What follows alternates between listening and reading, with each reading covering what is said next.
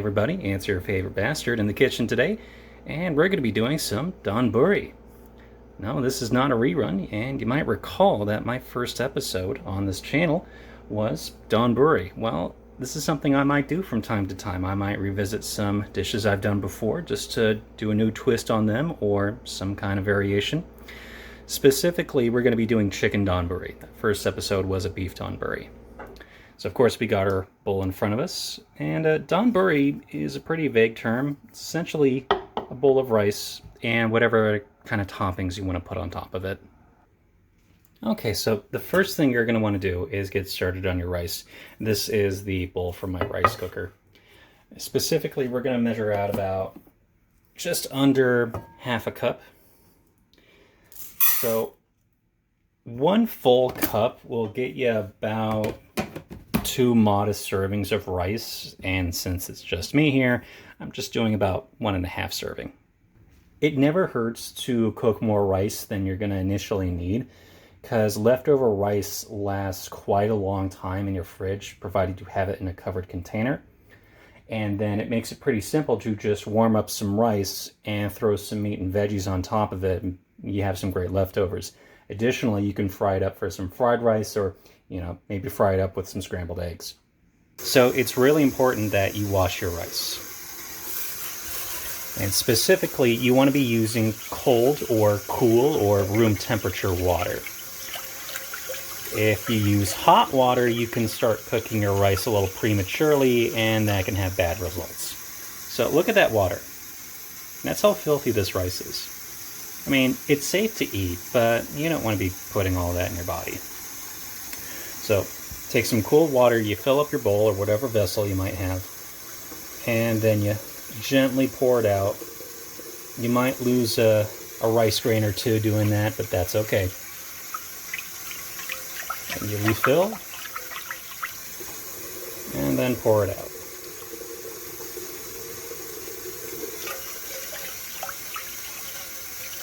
And don't be afraid to get in there with your hands and move things around. So you want to repeat this process until your water is pretty darn clear.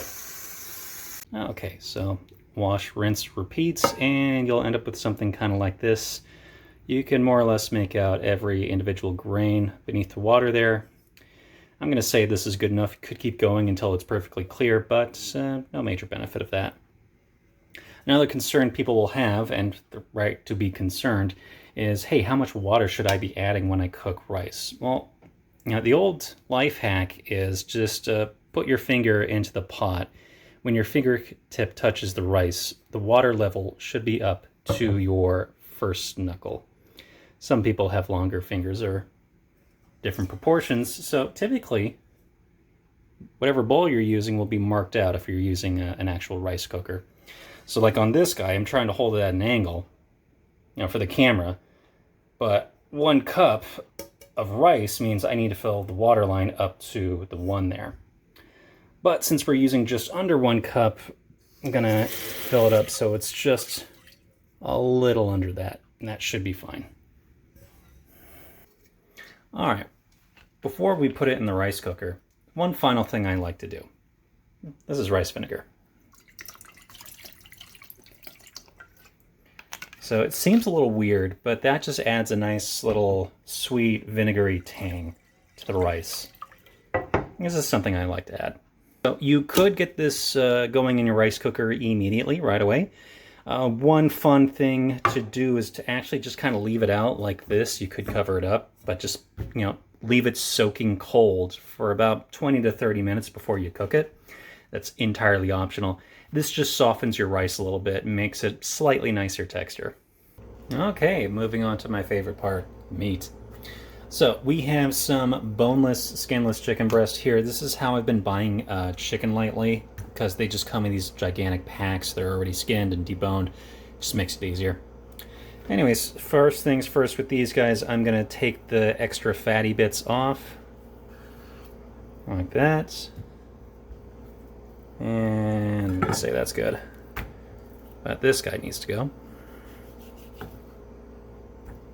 Okay, you might be able to make it out but you see these lines here. This is kind of the grain of the meat.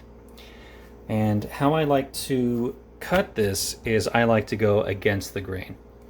This just makes it, when you're chewing this later, it's just a little less chewy. No special way of cutting this. I just cut it small enough or thin enough that the shape doesn't really matter.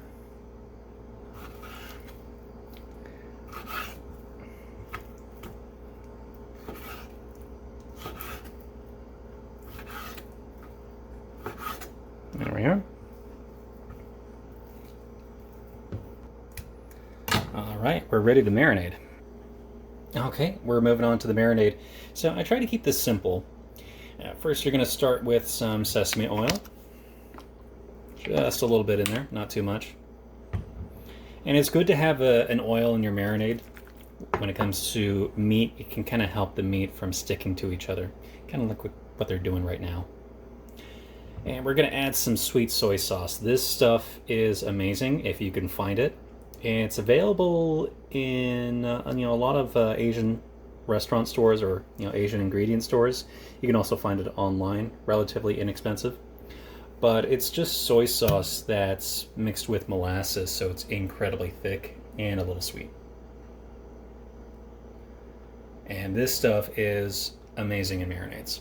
If you don't have it, you can substitute with regular soy sauce. And then we add some lime juice here. Not a whole lot, just a little bit. Add some flavor. Citrus is really great in marinades. The citric acid can help tenderize your meat. And then we're going to add some chili garlic sauce, or sriracha. However much you add, it kind of depends on your taste. And I'm just going to add a very generous tablespoon to this batch. And just take a spoon or whatever instrument you might have on hand and just mix it all together. Okay, nothing else special going on there. Just mix it all together. And then leave it out for about 20 minutes or just pop it into your fridge. You can also leave it overnight if you're not cooking this right away. Alright, so as you normally do, get a pan, get it nice and hot. You add just a little bit of oil in there. And dump it all in.